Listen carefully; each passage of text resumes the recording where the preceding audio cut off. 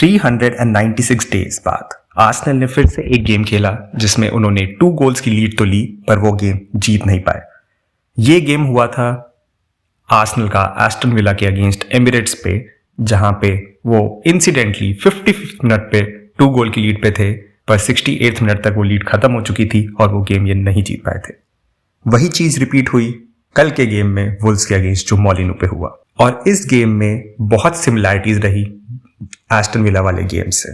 Aston villa वाले game में भी 55th मिनट में आर्सेनल को 2 गोल की लीड मिली थी और एस्टन विला ने अपना पहला गोल 60th मिनट में मारा था। वुल्व्स वाले गेम में भी ऐसा ही हुआ। और जब ये सीजन खत्म होगा, आर्सेनल के प्लेयर्स और आर्सेनल के फैंस इस गेम को जरूर याद करेंगे। बस फर्क ये है कि वो इस गेम को इसलिए याद करेंगे कि यहाँ से हमारा टाइटल चांस क्रम्बल हो गया, या फिर वो इस गेम को इस बात के लिए याद रखेंगे कि यहाँ पे हमें एक किक इन द बैक मिली और यहाँ से हमने टाइटल पे अपनी ग्रिप स्ट्रॉन्ग करी। क्योंकि ये कोई मामूली गेम नहीं था, ये गेम था एक वुल्व्स साइड के अगेंस्ट जो बॉटम ऑफ द टेबल है। जब मैच स्टार्ट हुआ उनके अभी तक डबल डिजिट पॉइंट्स भी नहीं थे, 9 पॉइंट्स पे उन्होंने स्टार्ट किया था। अभी भी ये पॉसिबिलिटी है कि वो प्रीमियर लीग की हिस्ट्री में वर्स्ट टीम डिक्लेयर हो जाए, और एब्सोल्युटली सर्टेनली वो मार्च एंड तक जरूर रेलिगेट हो चुके होंगे। इंसिडेंटली जो लास्ट ईयर का गेम का मैंने रेफरेंस दिया एस्टन विला वाले गेम का, उससे पहले जो आर्सेनल ने गेम खेला था वो खेला था स्पर्स के अगेंस्ट, और इस बार जो नेक्स्ट गेम है वो स्पर्स के अगेंस्ट है। बट उसके बाद भी जो मैचेस हुए थे, आर्सेनल ने 3 गेम जीते थे, जिसमें वो फेमस 5-1 की विक्ट्री भी थी मैनचेस्टर सिटी के अगेंस्ट। बट ऐसा नहीं है कि उन्होंने कोई बहुत अच्छा रिकवर किया था, और जैसे कि हम सब जानते हैं टाइटल लिवरपूल नहीं जीता था। तो ये देखना इंटरेस्टिंग होगा उन्होंने अपने लास्ट ईयर के एक्सपीरियंस से कितना लर्न करा है, और इस बार वो कैसे बाउंस बैक करते हैं जब वो स्पर्स के अगेंस्ट खेलेंगे। जब टीम न्यूज आई तो लाइनअप एक्सपेक्टेड लाइंस पे थी।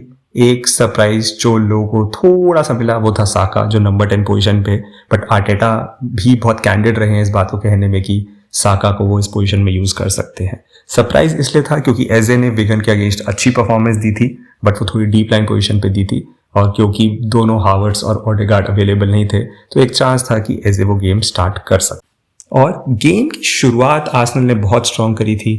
पहला गोल 5th मिनट में आ गया था। डेक्लन राइस ने बहुत अच्छी क्लिप बॉल डाली और साका का हेडर आया, और उन्होंने कंफर्म भी कर दिया कि उन्होंने नया कॉन्ट्रैक्ट साइन कर लिया है।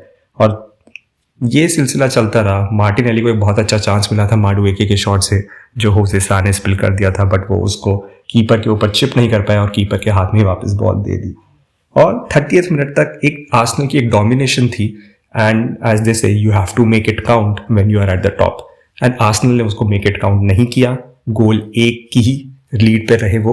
हालांकि दूसरा गोल आया जरूर 55th मिनट में, हिनकापिए का पहला गोल क्लब के लिए, वो भी एक अच्छा गोल था। गैब्रियल ने बहुत अच्छा स्पॉट किया हिनकापिए को, एक थ्रू बॉल डाली जो डिफेंस स्प्लिटिंग भी थी, और हिनकापिए ने बहुत अच्छी फिनिश करी रूफ ऑफ द नेट में।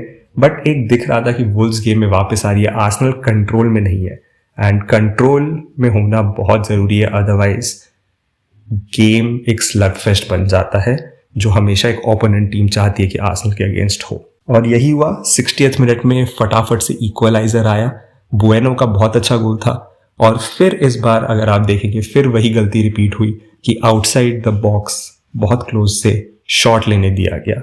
हाँ, बहुत अच्छा शॉट था, डिपिंग फिनिश थी, बट जैसा हमने मैनचेस्टर यूनाइटेड के गेम में देखा, आउटसाइड ऑफ द बॉक्स से अगर आप शॉट अलाउ करेंगे तो एक अच्छा चांस है कि सामने वाली टीम स्कोर कर सकती है। और उसके बाद आर्सेनल कोई टाइप का कंट्रोल नहीं दिखा पाई, और जैसा कि वो चाहती थी एक्स्ट्रा टाइम तक गया गेम, सिर्फ 1 गोल के डेफिसिट पे, और 94th मिनट में इक्वलाइजर आया।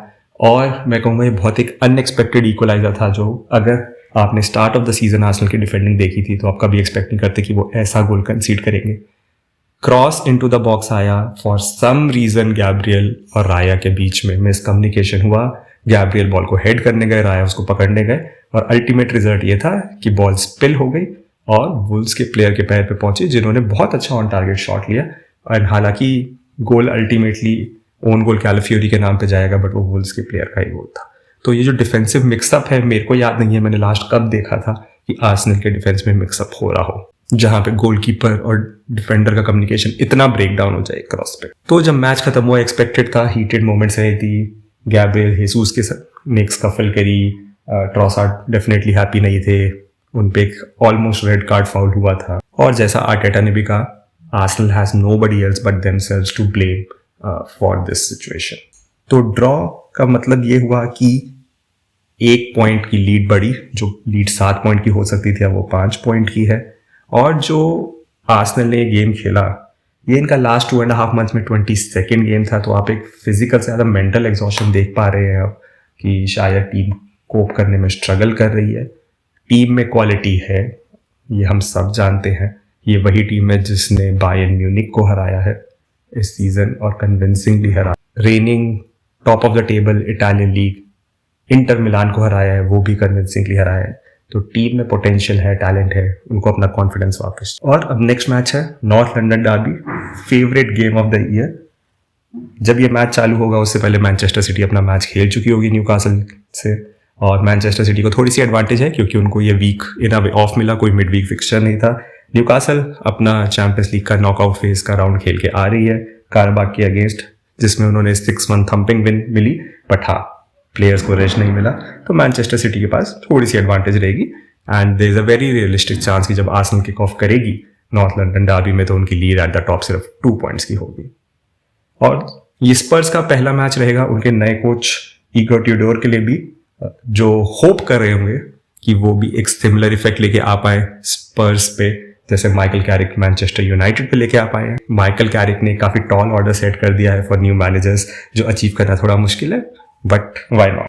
एंड जो भी होगा, ये मैनेजर स्पर्स की जो 8 मैच की विनलेस स्ट्रीक है प्रीमियर लीग में, उसको तो बेटर कर ही पाएंगे जो थॉमस फ्रैंक का, जो उन्होंने इन ड्रेसिंग रूम लूज कर दिया था और फैंस का सपोर्ट लूज कर दिया था। तो होपफुली आर्सेनल बाउंसेस बैक। मैं होपफुली पे आ गया हूँ, कॉन्फिडेंस सबका शेक हो रहा है, but we have to keep the faith in the team. As Mikel Arteta says, it is a privilege that Arsenal is in this position. अगर आप देखेंगे dispassionately, out of the big 6 clubs है Manchester City और Arsenal ही हैं जो इस position में है कि चारों कंपटीशन में compete कर रहे हैं, चारों कंपटीशन में स्ट्रांगली compete कर रहे हैं। तो हमारे को जो अभी तक का गुड वर्क है उस पर बिल्डअप ऑन करना है, एंड जितना लेके जा पाते हैं देखना होगा कितना जा पाते हैं। तो best of luck to the Gunners, let's go win at Spurs now.